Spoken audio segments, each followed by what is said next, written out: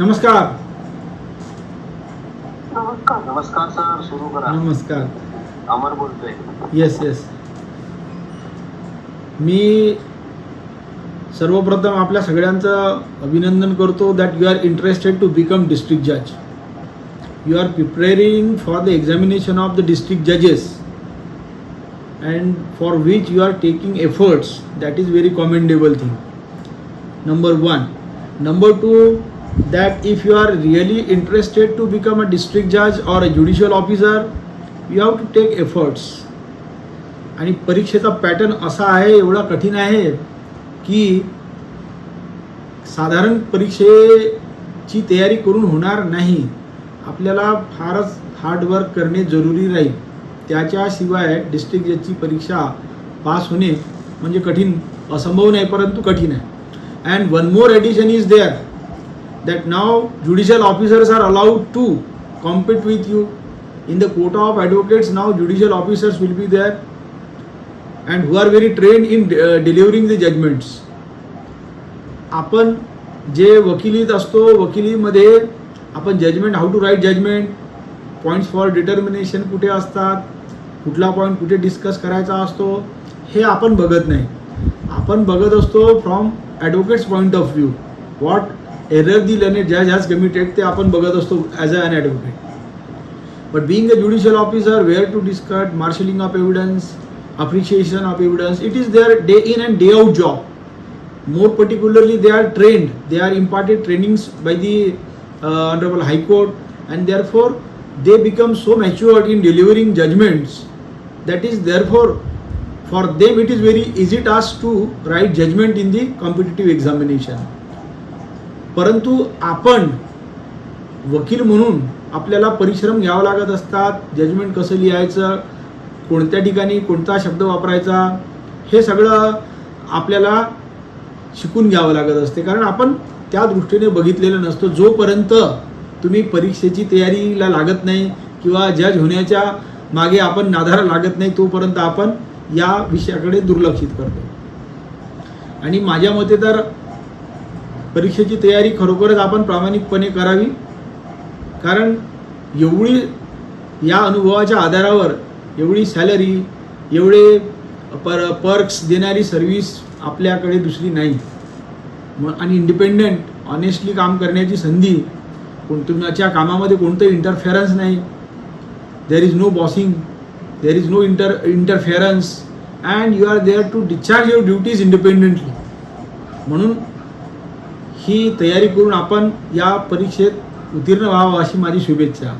Now I start with my subject. Indian evidence act हा जुना होता. आता भारतीय साक्ष अधिनियम आणला. चेंजेस काय केलेले आहे हे आपण बघितलेलं आहे. Minor changes are brought in by the parliament. The difference in this two acts, number one, the Indian evidence act 1872 and the Indian and Bharatiya Sakshya अधिनियम 2023 यामधला फरक महत्त्वाचा आहे. Indian Evidence Act was brought in by the Britishers, not by the Indians. आणि हा साक्ष अधिनियम भारतातील लोकांनी निवडून दिलेल्या जनप्रतिनिधींनी पारित केलेला कायदा. हा कुणाकुणाला लागू होतो? भारतातल्या सर्व ज्युडिशियल प्रोसिडिंग्सला लागू होतो, इन्क्लुडिंग द कोर्ट मार्शल, ट्रिब्युनलला लागू होतो. मग यात आणि जुन्या कायद्यामध्ये काय फरक आहे? थोडासा फरक. बाकी कॉपी पेस्ट जसाच्या तसा कायदा आहे, परंतु काही चेंजेस केले which were in fact by the passage of time they were irrelevant for India. इंडियाची डेफिनेशन काय असावी आपल्याला माहीत आहे. आपल्याला काही गरज नाही टू डिफाईन इंडिया. जो संविधानामध्ये इंडिया आहे तो इंडिया आहे. मात्र if you notice in the earlier evidence act India was defined and the provisions of the Indian Evidence Act 1872 were not applicable to the state of Jammu and Kashmir. Now that problem is no more there. This act is applicable to all over India. त्यामुळे ती जुनी अडचण असायची ती आता आपल्याला ती अडचण राहिलेली नाही. मग यामध्ये डेफिनेशन क्लॉज पण तसाच आहे. जज म्हणजे कोण, मॅजिस्ट्रेट म्हणजे कोण, कारण हा जज आणि मॅजिस्ट्रेटचे डेफिनेशन आपल्याला कामाला याच्यासाठी येत असतात, कारण आपल्याला तिथे जज, सेशन जज असतो, सेशन्स कोर्टामध्ये काम करत असताना त्यांना सेशन जज म्हणतो. आणि मॅजिस्ट्रेटच्या कोर्टात ज्युडिशियल मॅजिस्ट्रेट फर्स्ट क्लास आहे, चीफ ज्युडिशियल मॅजिस्ट्रेट आहेत. यावेळेस मॅजिस्ट्रेट म्हणजे कोण, म्हणून जज म्हणजे कोण. आणि हा एव्हिडन्स ऍक्ट, साक्ष अधिनियम, हा महत्वाचा कशासाठी आहे? Why evidence is necessary, evidence of what and how. Why evidence of what and how, ह्या तीन गोष्टी, 3 questions if we pose before ourselves, and if we try to find the answer of these questions, evidence of what, why and how, ह्या 3 प्रश्नाचं उत्तर या evidence act मध्ये आहे. Evidence of what, evidence of only relevant fact. Evidence of only relevant fact is to be adduced before the court or the tribunal or in judicial proceedings. मग evidence act आपल्याला काय म्हणतो? व्हाय, त्याचं उत्तर आपल्याला evidence act मध्ये मिळते. To prove the case projected by parties including the prosecution.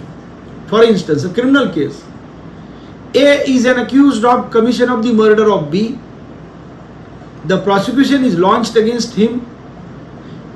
Now accused is facing the trial. Burden lies upon this prosecution to prove the relevant fact. That is what? That he committed the murder. Fact in issue is whether he has committed murder or not. आणि म्हणून आपल्याला evidence कशाचा द्यायचा असतो? त्यांनी बी चा murder केला की नाही. मग कसा द्यायचा? त्याचं उत्तर दिलेलं आहे एव्हिडन्स ऍक्ट मध्ये. कशासाठी आपण एव्हिडन्स द्यायचं? To prove a relevant fact. How? In the manner as provided under Sakshya Adhiniyam. कशा पद्धतीने प्रूव्ह करायचं?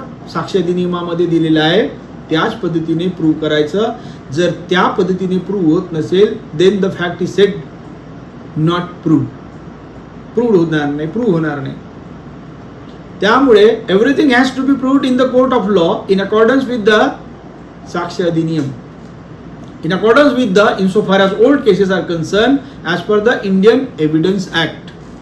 आणि जर एखादी fact, if it is not proved in accordance with the provisions of this presently as per the Sakshi Adhiniyam and in old cases as per Indian Evidence Act, then it will be fatal to the party who has approached to the court. In case of criminal matters, it will be fatal to the prosecution if the prosecution fails to prove the case in accordance with the provisions of Sakshi Adhiniyam or the Indian Evidence Act. So is the case of civil matters. In case of the civil matters, if plaintiff alleges something against the defendant and if the plaintiff has not proved the allegations in accordance with the Sakshi Adhiniyam or in accordance with the Indian Evidence Act, then plaintiff will suffer. आणि म्हणून आपल्याला prove करावं लागतात या सगळ्या बाबी. कशासाठी? तो फॅक्ट प्रूव्ह करण्यासाठी. आता फॅक्ट म्हणजे काय? Fact, see, in normally we call, हा फॅक्ट आहे की सिव्हिल लाईनला उच्च न्यायालय आहे, तिकडे डिस्ट्रिक्ट कोर्ट आहे, हा फॅक्ट आहे. सकाळी सूर्य उगवतो, हा फॅक्ट आहे. सायंकाळी सूर्य मावळतो, हा फॅक्ट आहे. फॅक्ट म्हणजे काय? What the Indian evidence act has defined, so is the case of what this साक्ष अधिनियम हॅज डिफाईन्ड. दोन्हीही कायद्यामध्ये फॅक्टची व्याख्या सेम आहे. फॅक्ट म्हणजे काय? Anything state of thing which is capable of being perceived by senses. Anything. Sky आहे, moon आहे, हवा आहे, वारा आहे, फॅन सुरू आहे, मी आपल्याशी ऑनलाईन कनेक्ट झालेलो, हे फॅक्ट आहे. एनिथिंग. स्टेट ऑफ थिंग, माझा स्टेट काय, I am talking to you, I am having discussions with you, you are online, you have joined me online, हा काय फॅक्ट आहे. कॅपेबल शब्द बघा, capable of being perceived by senses, capable आहे, perceived by senses नाही आहे शब्द, तर कॅपेबल आहे. Capable has something to do which I will explain. Capable of being perceived by senses, census आपल्याला माहित आहे, we can sense, we can see through eyes, smell through nose, taste through tongue, skin, आपल्याला जे census दिलेले आहे naturally, त्यांनी ती एखादी गोष्ट आपण परसिव्ह करू शकतो, तर तो फॅक्ट आहे. It means that the thing which can not be perceived by senses is not a fact. In other words, ज्या गोष्टी आपण परसिव्ह करू शकतो सेन्सेसनी, म्हणजे ज्या सेन्सेसनी आपल्याला जाणवतात, फील होतो, आपल्याला समजतात, ज्याचा गंध येतो, अशा ह्या गोष्टी फॅक्ट आहे.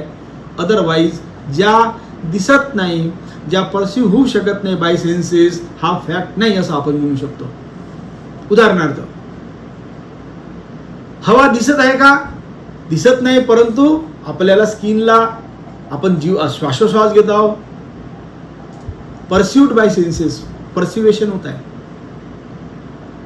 दिवस आहे की रात्र आहे, we can see by open eyes, your sense that is eyes have perceived it, therefore it is a fact. मात्र काही गोष्टी आहे ज्या परसिव्ह होऊ शकत नाही बाय सेन्सेस, आणि म्हणून तिथे शब्द काय वापरलेला आहे, capable of being perceived by senses. एखादं ब्लड आहे, ब्लड स्टेन आहे एखाद्या कापडावर, किंवा एखाद्या रूममध्ये जिथे काही घटना घडलेली आहे, मारामारीची, मर्डर झाला समजूया आपण, तिथे त्या ठिकाणी आहे, तिथे ब्लड एक आपल्याला समजते हे रक्त आहे की पाणी आहे की काही गंध आहे किंवा कलर आहे रेड. आपल्याला prima facie we find that it is a blood. Blood आहे दिसते, it can be, or it is you have perceived by your senses that it is a blood. मात्र हे ह्युमन ब्लड आहे की animal blood आहे, हे कसं समजणार. तुमचा सेन्स जर आहे तर तुम्हाला समजायला पाहिजे हे ह्युमन ब्लड आहे की ॲनिमल ब्लड आहे. मग काय करतो आपण, आपली कॅपेबिलिटी वाढवतो, capable of being perceived by census.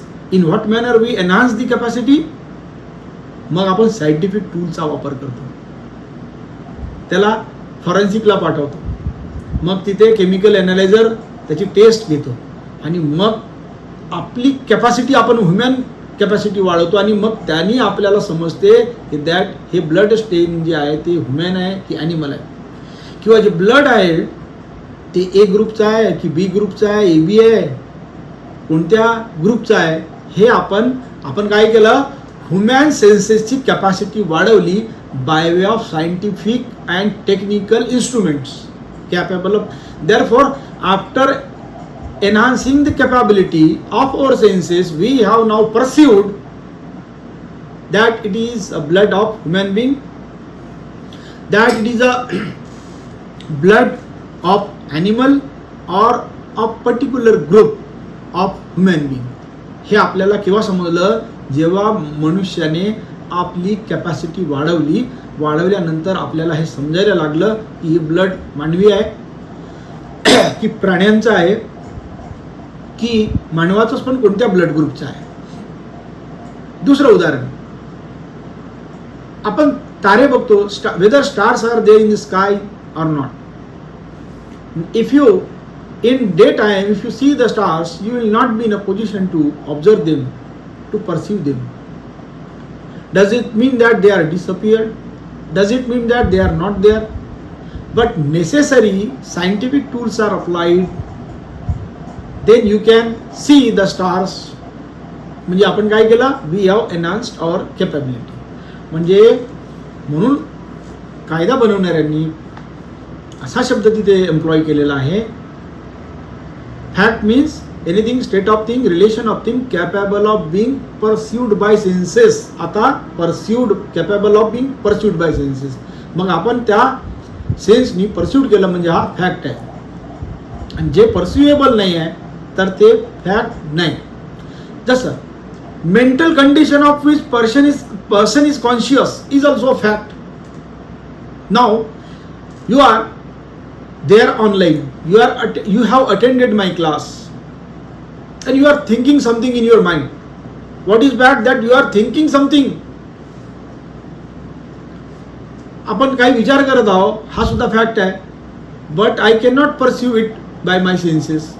मात्र कायद्याने असं म्हटलेलं आहे mental condition of which a person is conscious is also a fact. For instance, a person has reputation in the society is a fact.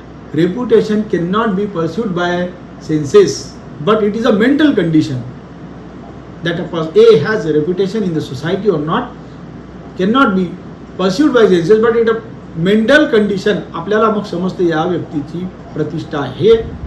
एखाद्याचं motive होतं की नाही गुन्हा करताना ते आपण कशाने समजतो? Mental condition.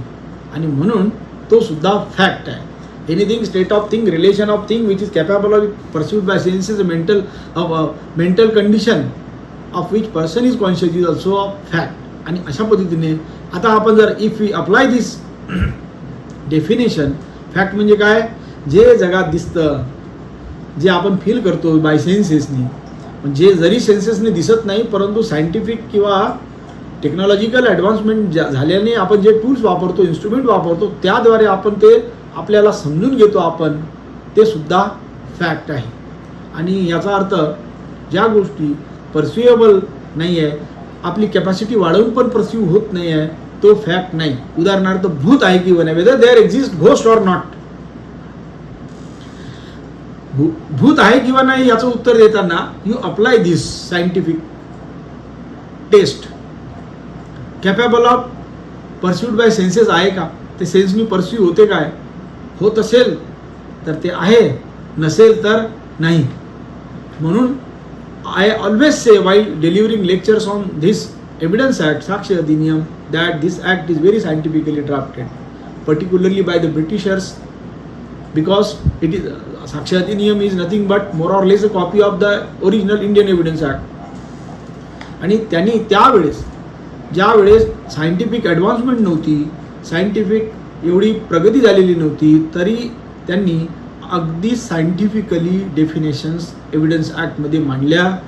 आणि म्हणून even on the touchstone of present scenario scientific advancement, if we test that old Indian evidence act, still you will notice की सायंटिफिक प्रगती जरी झाली तरी आपल्याला फारसा इंडियन एव्हिडन्स ॲक्टमध्ये बदल करण्याची गरज आली नाही, except few.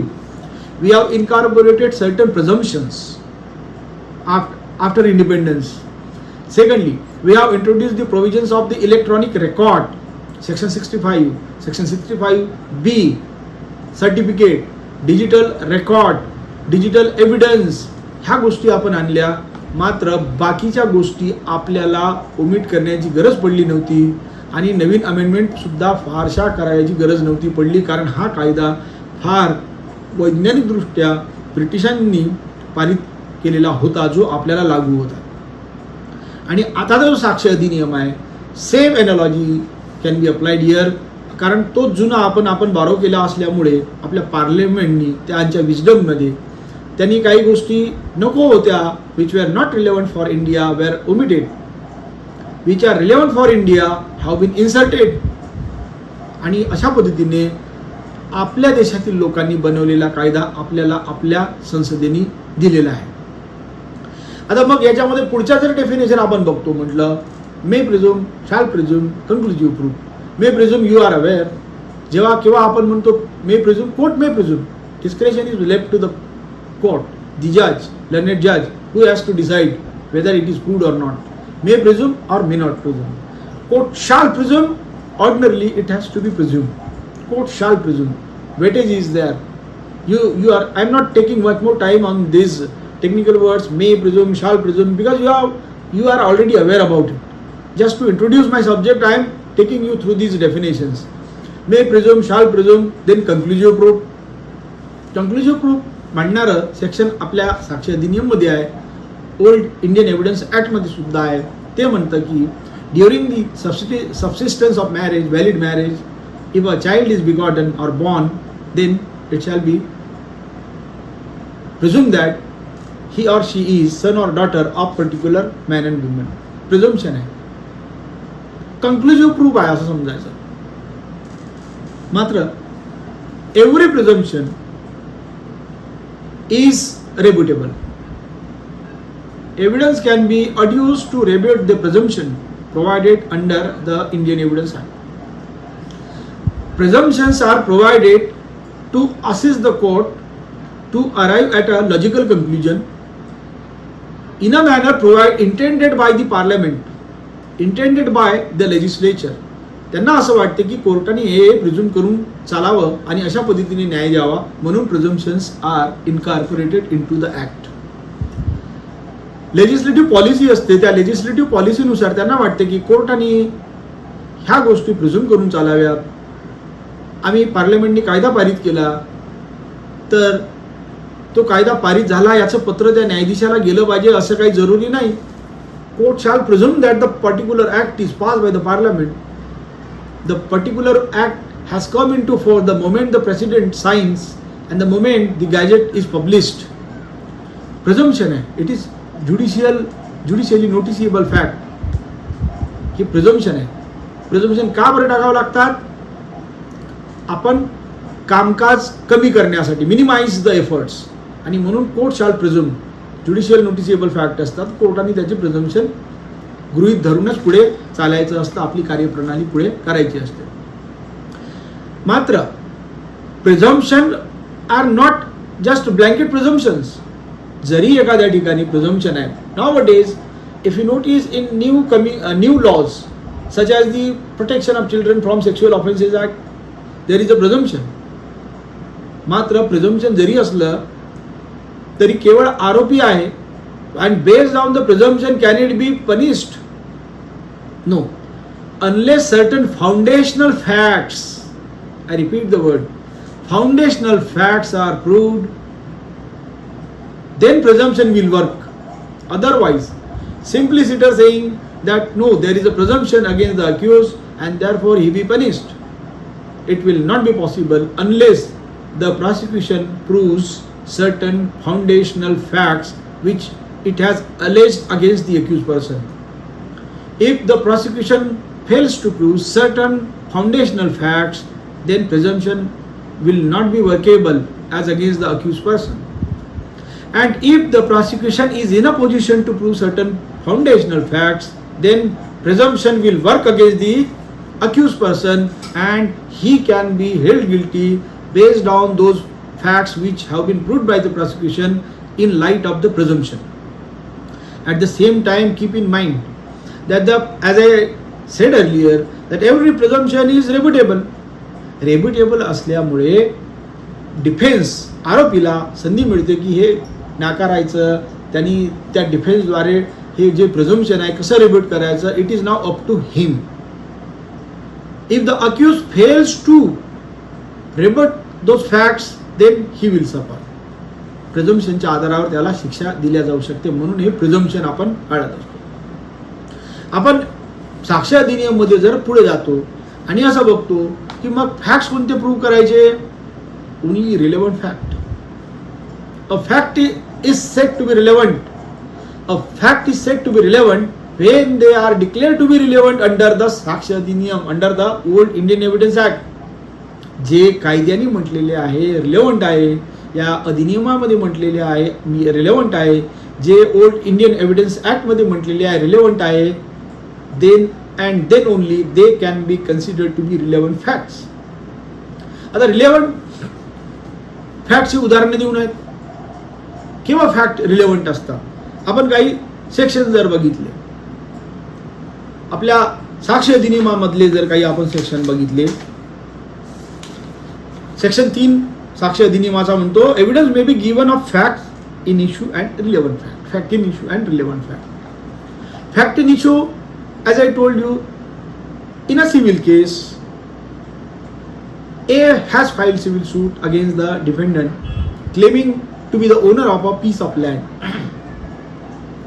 B has denied these assertions, averments, and therefore what is the fact in issue? Whether A is the owner of the property or not. That is the fact in issue.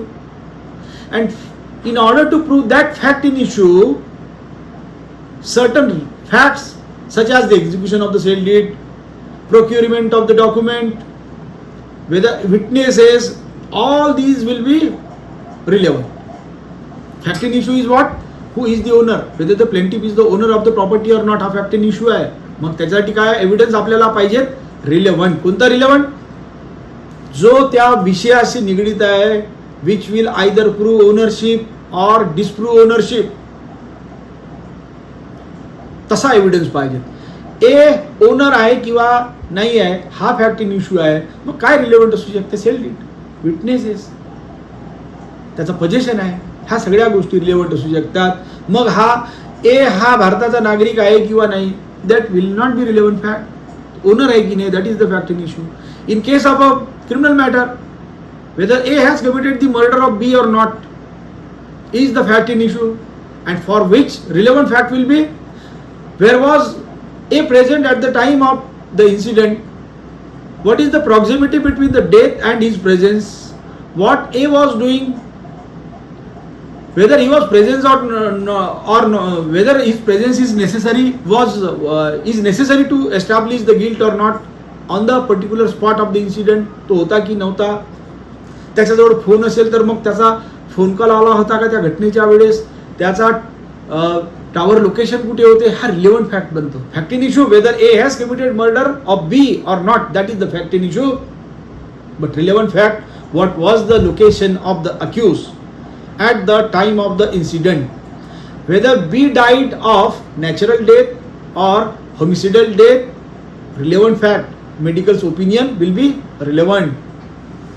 Whether B was also present at the time of the murder on particular spot, or was his dead body brought to the place where it is found from other place, ह्या सगळ्या गोष्टी relevant fact. Motive काही होतं की नाही किंवा नाही, हा रिलेव्हंट फॅक्ट. म्हणून एव्हिडन्स, व्हॉट द साक्ष अधिनियम says, that the evidence of relevant fact only to prove fact in issue.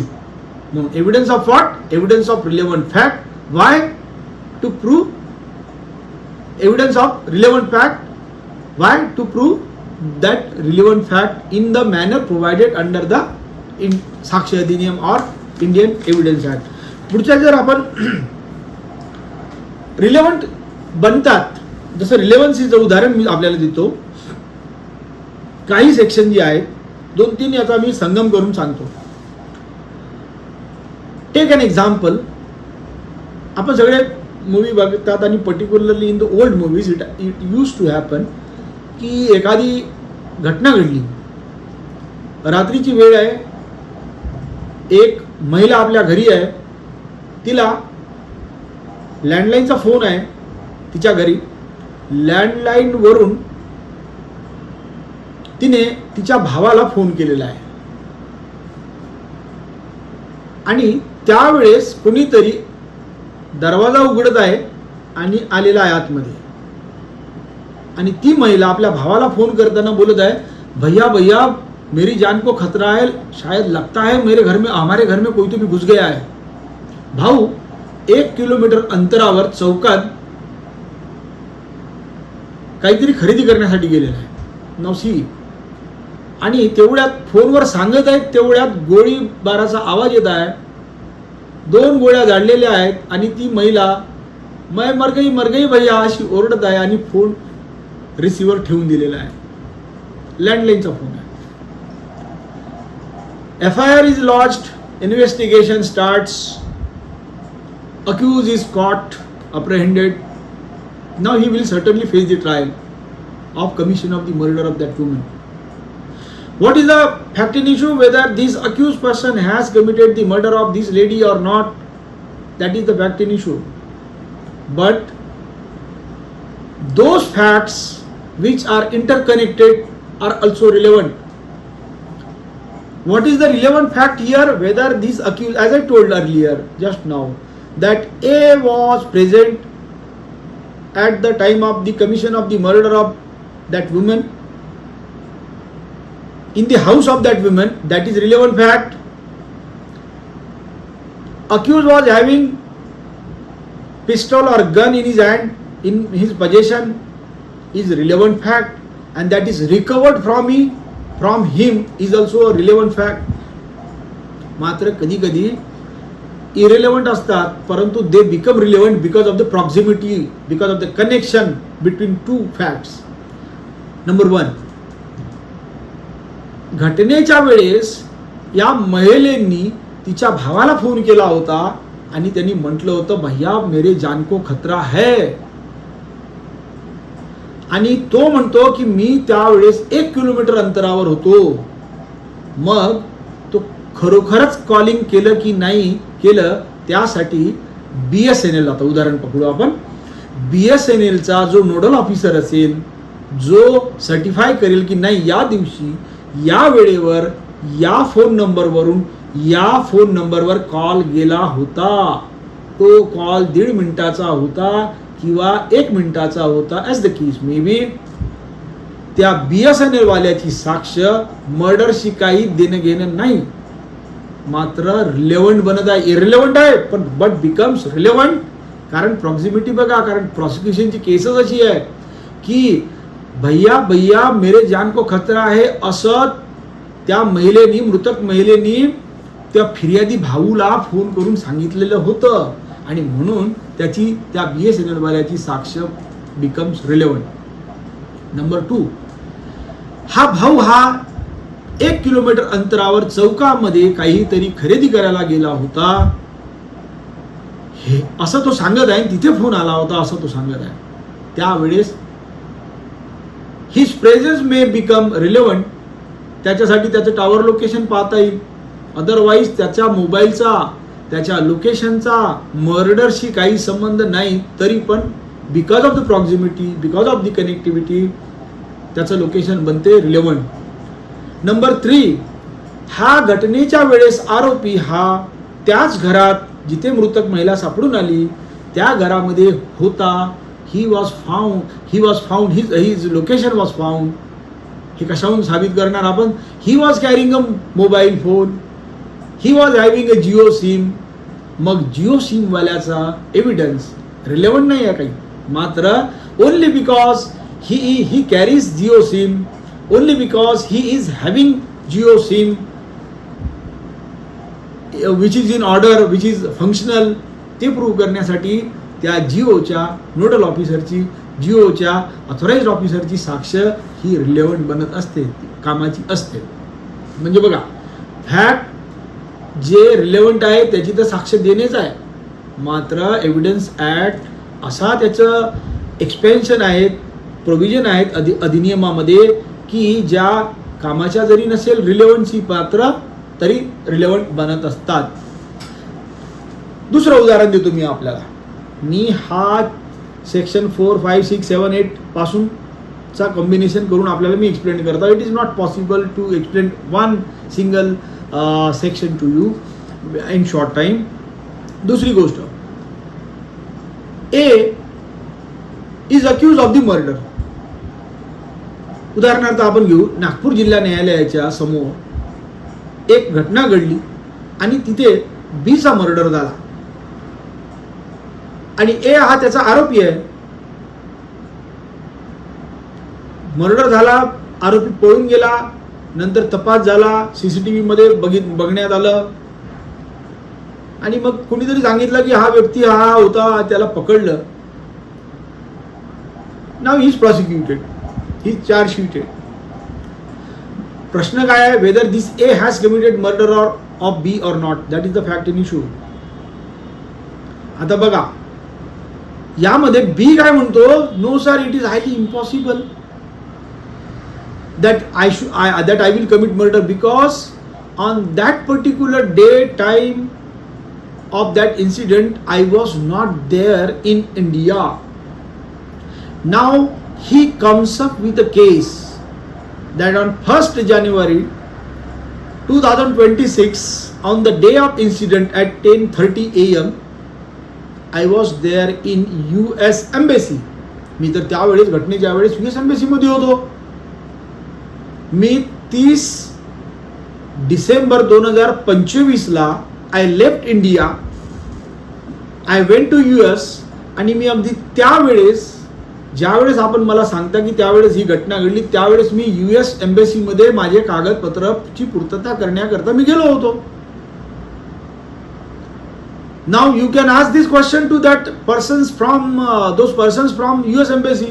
बघा, US एम्बेसीच्या व्यक्तीची साक्ष मर्डरशी काही संबंध नाही, मात्र तरी पण ती रिलेव्हंट बनत असते, कारण प्रॉक्झिमिटी घटनाक्रमाची. म्हणून याला आपण म्हणतो plea of alibi. Alibi means at the time of the incident the accused takes the plea that he was not there on the spot of the incident but he was elsewhere and circumstances are such that it is highly impossible that a person from US who left India on 30th of December 2025 who would come to India would commit murder and would again immediately rush to US within this short time. It is highly impossible. म्हणून अशा घटना ज्या फॅक्टिन इश्यूला प्रोबलाइज करतात किंवा इम्प्रोबलाइज करतात, अशा relevant बनत असतात. जर आरोपी असं साबित करत आहे या इन द गिवन एक्झाम्पल की घटनेच्या दिवशी हा US एम्बेसीमध्ये होता, त्यांनी 2 साक्षीदार पण तपासले, त्यांनी US एम्बेसीचा सीसीटीव्ही कॅमेऱ्याचा डेटा पण आणला. It was duly proved. आणि त्याच्यावरून काय साबित झालं? It was not possible that he has committed or he would commit the murder of B. म्हणजे fact which will probabilise or he has improbabilise the case of the prosecution. आणि म्हणून हा plea of alibi, जरी तो prima facie it appears to be irrelevant but becomes relevant because of the proximity, because of the connectivity of the fact, आणि म्हणून हा अशा पद्धतीने रिलेव्हंट बनत असतो. Then another section which I am pointing out, A नी आपलं दुकान सुरू केलं, दुकानाचा इन्शुरन्स काढला आणि काही दिवसांनी दुकान जळलं, त्यांनी इन्शुरन्सचा क्लेम केला, त्याला इन्शुरन्सचे पैसे मिळाले. ठीक आहे, up to this no problem. पुन्हा त्यांनी दुसरं दुकान सुरू केलं, इन्शुरन्स काढला, पुन्हा दुकान जडलं, इन्शुरन्सचा क्लेम केला, पुन्हा मिळालं. नंतर पुन्हा असंच झालं, मग इन्शुरन्स कंपनी जागे झाली. How it is possible that only his shop is burn? Whether it is an accidental or intentional, whether the first act was accidental or intentional becomes relevant. जसं उदाहरणार्थ मी गमतीने नेहमी एव्हिडन्स ॲक्ट सांगत असताना ही उदाहरण देत असतो. आपण सिनेमा बघत असतो, त्यामध्ये एखादा लग्नाचा सीन असतो ज्यामध्ये हिरोईनची धडक होत असते आणि मग ते धडक झाली की ते एकमेकाकडे बघतात, ते मग एकमेकाच्या प्रेमात पडतात, असे आपण चित्र बघत असतो. तिथे बघाल तुम्ही, ठीक आहे, हिरोईनला धडकला, दोघं एकमेकाकडे बघत आहे, 30 सेकंद 40 सेकंद एकमेकाकडे बघतात आणि मग तो दूर जातात. Up to this okay, no problem, sorry म्हटलं झालं, कारण इट वॉज ॲक्सिडेंटल. मात्र ती जी ज्या महिलेला धडक लागली ना, तिचं नाव होतं माधुरी. आणि मग काय झालं, थोड्या वेळाने सीमाला पण धडक लागली त्या व्यक्तीची. सेम सीन रिपीटेड, 40 सेकंदाचं एकमेकाकडे बघणे. नंतर रेखाला पण धडक लागली ह्या व्यक्तीची, सेम सीन रिपीट. मग या तिन्ही रेखा, सीमा, माधुरी एकत्र आल्या आणि ती म्हणते की आज गळ्यामध्ये हे यांनी धक्का मारला, असं असं झालं. मग ती सीमा पण सांगते same thing happen with me. मग तिसरी पण सांगत आहे same thing happen with me. Now you can imagine, was it an accidental act और वॉज इट अन इंटेन्शनल? मग आता रिपोर्ट कोणी दिलेली आहे? माधुरींनी. मात्र यांनी हीच घटना सीमासोबत केली, रेखासोबत केली, रिलेव्हंट फॅक्ट.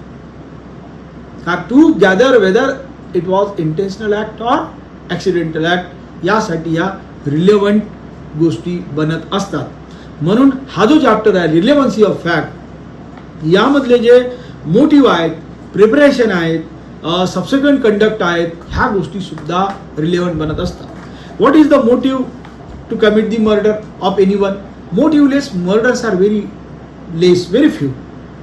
एखाद्या सायकिक व्यक्ती असेल जो विदाऊट मोटिव्ह मर्डर करत असेल, मोटिव्ह इल्सिट रिलेशन्स असेल, मनी मॅटर असेल, किंवा कुणी कोणाला दुखवलेलं असेल, काहीतरी कारण असते ज्याद्वारे गुन्हा केला जात असतो. म्हणून मोटिव्ह हा महत्त्वाचा असतो आणि सबसिक्वेंट कंडक्ट पण त्याची महत्त्वाची असते.